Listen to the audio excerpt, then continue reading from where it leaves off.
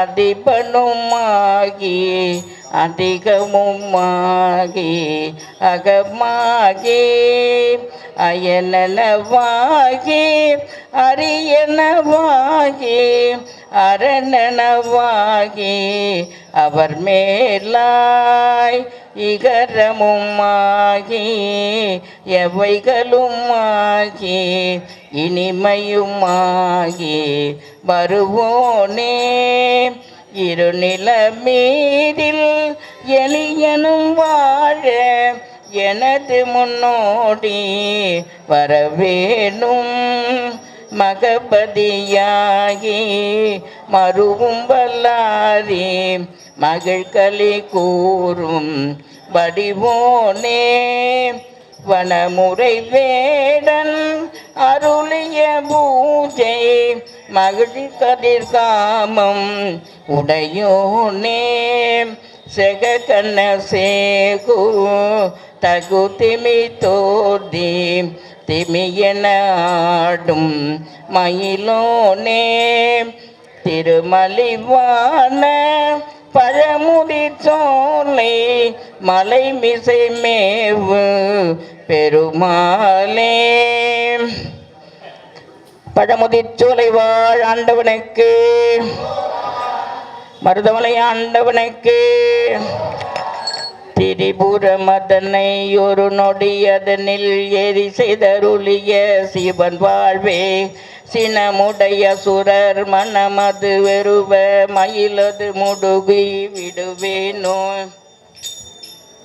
பருவரையதனை உருவிட எரியும் மறுமுகமுடைய வடிவேலா பசலையுடனையும் இளமுறை மகளை மதன்மிடு பகழி தொடலாமோ கரி திருமுகமும் இடமுடை வயிறு உடையவர் பிறகு வருவோனே கண்ணதன்னமுடைய குரவர்த மகளை கருணையுடனையும் மணிபார்பா அரவணை துயிலும் அரிதிரு மருக அவனியும் முழுதும் உடையோனே அடியவர் வினையும் அமரர்கள் துயரும் மர அருளும் உதவும் பெருமாளே அடியவர் வினையும் அமரர்கள் துயரும் மர அருளும் உதவும் பெருமாளே உதவும் பெருமாளே. வெற்றிவேல் முருகனுக்கு.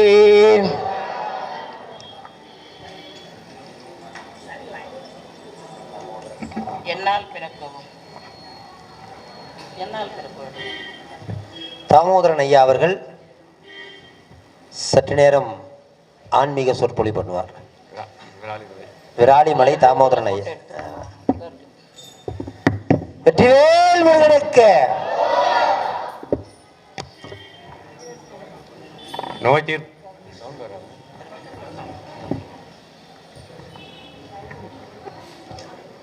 நோய் தீர்ப்பாய், அருள் தருவாய், வரம் தருவாய், வையகத்தில் நலவுடன் காப்பாய். அல்லும் பகலும் மயிராது உழைத்தாலும் ஈசனுடைய திருவடி நாம் எல்லோரும் என்றைக்கும் உறவோம். இப்போ இந்த ஒரு வேல்மாறல் சபை ஒரு ஆரவாரம் இருக்க வேண்டாமா? எல்லாம் ஒரு சின்ன ஒரு அறவுரை கோஷம் போடுறீங்களா? 6 படை கூப்பிட்றேன். 6 படை வேலை இங்கே வர வேண்டாமா? நமக்கெல்லாம் அருள் புரிய வேண்டாமா? நமக்கு துயரங்கள் தீர வேண்டாமா? திருநம தீர வேண்டாமாம்மா? அப்போ என்ன பண்ணணும்? 6 முகத்தையும் நம்ம இங்கே 6 முக வேலை இங்கே வர வைக்கணும்.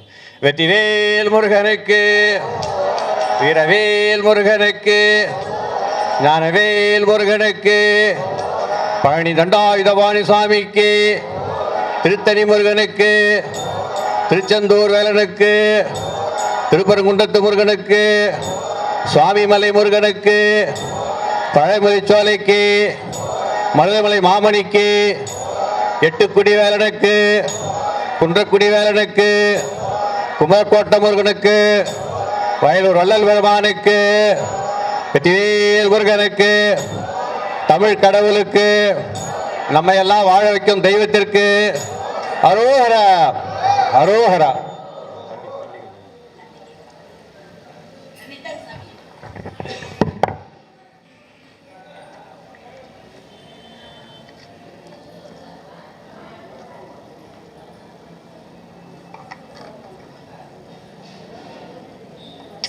திருப்புகழ் வேல்மாறல் விழா மிக சிறப்பாக நடந்து கொண்டிருக்கிறது. ஐயா அவர்களை நான் ஒரு முறை தான் சந்தித்தேன். திருவிங்கோமலையில் சித்தர் அகத்திய சித்தர் ஆயுள் நட்சத்திரத்தில் ஒரு முறை தான் சந்தித்தேன். அப்போவே எனக்கு ஒரு பெரிய ஒரு மேலே ஒரு நம்பிக்கையும் ஒரு ஈடுபாடும் இறைவனுடைய ஆற்றலும் எனக்கு அன்றைக்கே அது 1.5 ஆண்டுகள் இருக்குன்னு நினைக்கிறேன். இதுக்கு இடையில நாங்கள் பார்க்க முடியல. தொலைபேசி செல்போன் மூலயமா தான் உரையாடுவோம். பல முறை சொல்லியிருக்காரு. பல இது போன்ற ஆன்மீக சொற்பொழிகள் கூட்டங்கள் எல்லாம் செய்து கொண்டிருக்கிறேன். வாருங்கள் வாருங்கள் என்று அழைப்பார்கள். எனக்கு ஒரு முக்கியமான பொறுப்பில் இருக்கின்றேன் விராலிமலையிலே. அதனால் நான் எங்கேயுமே வர முடியாது. காலை 5:30 மணிக்கு ஆரம்பிச்சாச்சுனாக்கா மதியம் 3 மணிக்கு தான் வீட்டுக்கு போவேன். இது இடையில நான் ஒன்றுமே பண்ண முடியாது. ஒய்ஃபு உடம்பு சரியில்லைனா கூட கூட்டிகிட்டு போக முடியாது. என்ன பண்ண விஷயம். அதனால் பத்திரமா பார்த்து நடந்துக்கணும். உங்களெல்லாம் திருவடிகள், சிவனடியார்கள், பக்தர்கள், பெரியோர்கள், ஆன்மீகவாதிகள், பக்தர்கள், உங்களை எல்லோரும் இந்த நல்ல நேரத்தில் நான் பார்க்கறதில் ரொம்பவும் மகிழ்ச்சி அடைகிறேன். உங்களுடைய திருப்பாதத்திற்கு என்னுடைய உங்களுடைய பாத நமஸ்காரத்தை நான் ஏற்றுக்கொள்கிறேன். நன்றி. இளமையில் தவழ்ந்தது தாயின் மடியில். உண்மைதானம்மா? தாயின் மடியில் தான் நம்ம இளமையில் தவழ்ந்தோம். முதுமையில் நாம் அனைவரும் தவழப்போவது இறைவன் மடியில். ஏன்னா அதுக்கப்புறம் இடம் கிடையாது. தாய் நம்மளை விட்டு பயணம் அடைந்துடுறாங்க. அதுக்கப்புறமாக நம்ம இறைவன் மடி. ஐயா அவர்கள் நிறைய சொல்லியிருக்காரு. வெற்றிகிரி சாமி ஐயா அவர்கள் குடும்பமே ஒரு ஆன்மீக குடும்பம். அவருடைய மகளுக்கெல்லாம் இவர் ஆன்மீகத்தை ஊட்டி வளர்க்கின்றார். நம்மெல்லாம் உணவு வாழ்கின்றோம். இவர் இவர் பிள்ளைகளுக்கு 2 பெண்களுக்கு 2 கண்களாகவும் ஆன்மீகத்தை ஊட்டி வளர்க்கின்றார்கள். அம்மையா அவர்களும் நான் பார்த்துருக்கிறேன். பல இதில் ரொம்ப அருமையான ஒரு பூஜை புனஸ்காரங்களாக மேற்கொள்கிறாங்க. அதனால் இளமையில் தவழ்ந்தது தாயின் மடியில், பாஸ் டு பாஸ். முதுமையில் நாம் அனைவரும் தவழப்போவது இறைவன் மடியில். அந்த இறைவன் தான் நமக்கெல்லாம் ஆறுதல். வேறு யாரும் கிடையாது. கடைசியில் எதுவுமே இல்லை. இளமையில் பார்த்தீங்கன்னா தாய் தந்தை சொல்ல நம்மெல்லாம் கேட்குறோம். பாட்டம் பாட்டி சொல்ல கேட்குறோமா இல்லைங்களா? அவங்க சொல்லலாம் கேட்டு அவங்க சொல்கிறாங்க இந்த பாதியில் போ அந்த பாதியில் போ அதை பண்ணுறாங்க. அவங்க நல்லது தான் சொல்கிறாங்க. நம்ம அதெல்லாம் பின்பற்றி அதை நடக்கிறோம். முதுமையில் பார்த்தீங்கன்னா மகன் பேச்சை கேட்க வேண்டியதாக இருக்குது, மகள் பேச்சை கேட்க வேண்டியதாக இருக்குது, பேரன் பேத்திகளை பேச்சு ஏன்னு கேட்டிங்கன்னா அதுலேயே அர்த்தம் இருக்கும். நீங்கள் நம்ம நினைக்கலாம். ஒரு சிலர் நான் பார்த்து நீ வளர்ந்தேன், நான் பார்த்து நீங்கள்லாம் வளர்ந்தீங்க, நீங்கள் உன்னுடைய அறிவுரை எனக்கு தேவையானா கண்டிப்பாக அவங்க தேவை. தாத்தா சாப்பிட்டியா, தாத்தா மாத்திரை போட்டியா? அந்த இளம் பிள்ளைகள் அந்த பேரன் பேத்திகள் எவ்வளோ அழகாக சொல்கிறாங்க. அதையும் நம்ம ஏற்றுக்கொள்ள வேண்டியதான், அதையும் நம்ம பின்பற்ற வேண்டியது தான். கருவறை சில்லறை கல்லறை, கருவறை சில்லறை கல்லறை. கருவறையில் உருவாகி தாயின் வயிற்றிலிருந்து வெளியில் வந்துடுறோம். அன்னையை வளர்த்து விட்டுறாங்க. படித்து பட்டங்களை பெறுறோம். ஒரு சில வேலைகளுக்கும் போகிறோம். அதுக்கப்புறம் திருமண பாக்கியம், குழந்தை பேர் எல்லாம் பார்க்குறோம். கடைசியில் அந்த பயணத்தை யாரும் தடுக்கவே முடியாது. கல்லறை என்பது ஒரு பயணம் இருக்கின்றது. அந்த பயணத்தை யாரும் தவிர்க்க முடியாது. நல்ல நேரம் நாம் அப்படி சொல்கிறேன்னு தவறுதலாக நினைக்காதீங்க. இயற்கை அம்மா சொன்னாங்க பாருங்க, இயற்கை. அதனால் கருவறை சில்லறை கல்லறை இது 3க்கும் முக்கியத்துவம். ஆன்மீகன்றாங்க. எல்லாரும் ஆன்மீகன்றோம். ஆன்மீகத்தினுடைய சிறப்பு குடும்பம் ஒரு கையில், ஆன்மீகம் ஒரு கையில். 2ம் இணைந்தால்தான் அந்த ஆன்மீகத்திற்கு அழகு. ஐயாவுக்கெல்லாம் தெரியும், நான் சொல்லி தெரிய வேண்டியதில் இருந்தாலும் நல்ல நேரத்தில் ஒரு வார்த்தையை சொல்கிறேன். குடும்பம் ஒரு கையில், ஆன்மீகம் ஒரு கையில். அதாவது கடலில் கூட இறங்கி முத்து எடுத்துடலாம். இந்த குடும்பம் நடத்தி அவங்கெல்லாம் பேரம்பேத்தி எடுத்து நல்ல நிலைமையில் கடைசியில் இறைவனடி போகிறாங்கன்னா அது பெரிய பாக்கியம். அதுதான் கடவுள் கொடுத்த கிஃப்ட், நமக்கு வரப்பிரசாதம். இதை நம்ம யாரும் மறக்க முடியாது, வெறுக்கவும் முடியாது. இதை ஏற்றுக்கொள்ள வேண்டிய விஷயம்.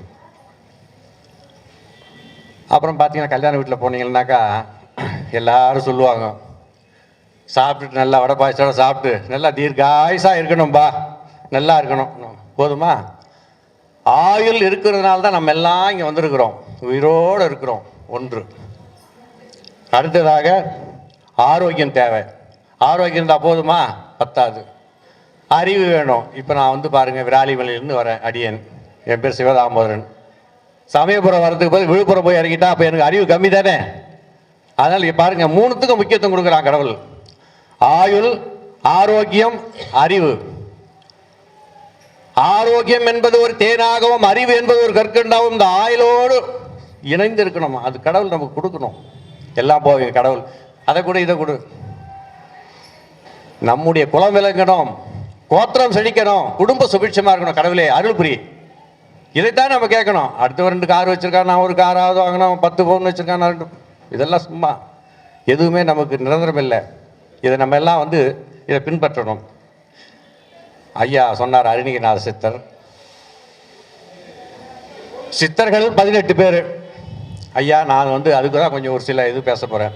63 நாயன்மார்கள், 63 பேர். அதில் எந்த விதமான ஒரு மாற்றுப்பாடோ வேறு ஒரு கருத்துக்கள் கிடையாது. ஏனென்றால் 63 நாயன்மார்களுக்கு பிற்பாடு இங்கே யாருமே தோன்றலை, யாரும் இல்லை. இந்த இதுவரையிலும், இந்த யுகத்து வரையிலும் நம்ம எல்லாம் ஐயா அழகாக வரைஞ்சிருக்கார், முருகனை பொட்டுக்கார், ராமலிங்கடிகளார் வச்சுருக்காரு, 18 சித்திரங்களை சுற்றி வரைஞ்சிருக்காரு. இதெல்லாம் ஏற்றுக்கொள்ள விஷயந்தான், உண்மையான விஷயந்தான். ஆனால் இந்த 18 சித்தர்களுக்கு அப்பாற்பட்டு, அதாவது நமக்கு தெரிஞ்சு நம்ம இந்த லோகத்தில், இந்த ஆண்டில், இந்த ஆயுளில் ஆயிரக்கணக்கான சித்தர்கள் வாழ்ந்திருக்கிறாங்க, மறைஞ்சிருக்கிறாங்க. அவங்களாம் இடம் பெற்றிருக்காங்களா? இல்லை, இருக்காங்க. சித்தர்களுடைய முக்கியத்துவம் என்ன? சித்தர்களுடைய முக்கியத்துவம் என்ன? நாம் ஏன் சித்தர்களை நாட வேண்டும்? சித்தர்களிடமிருந்து எல்லா மகிமையும், எல்லா ஒரு உணர்வுகளும் அவர்கள் அறவே கற்றவர்கள். படித்தவன் பட்டம் பெறுகிறான். படித்தவன் வந்து பட்டம் தான் பெற முடியும். படிக்காதவர்கள் ஒரு சில சித்தராகின்றான். அவர்களுக்கு எப்படி கிடைக்கின்றது? அதுதான் ஈசனுடைய நாமம், ஈசனுடைய அருள் இருப்பதனால தான் அவர் சித்தராக பட்டம் பெறார். பட்டம் பெற்றுட்டு எல்லாமே போயிட்டு எல்லா வேலையில் உட்காந்து நான் வந்து டாக்டர், நான் வக்கீலுன்னு சொல்கிறான்னா சொல்ல முடியாது. ஒரு சிலருக்கு அமையும், ஒரு சிலருக்கு அமையாத போகலாம். ஒன்றுமே படிக்கலை, நான் மழைக்கு கூட ஸ்கூலில் ஒதுங்கினதில்லை, அவர் சித்தராகிறார். உதாரணத்துக்கு அருணகிரிநாதர் எடுத்துக்கலாம். அவரை பற்றி நம்ம பேசுறதுக்கு யோகி இல்லை, அவர் பெரிய மகான். நீங்கள் எல்லாம் கேட்கலாம், ஐயா நாங்கள் ஆன்மீகத்துக்கு வரணும், திருவாசன்றாங்க, தேவாரன்றாங்க, திருப்புகழ்ன்னு சொல்கிறாங்க, நடராஜி 10ன்னு சொல்கிறாங்க, அபிராமி அந்தாதின்னு சொல்கிறாங்க.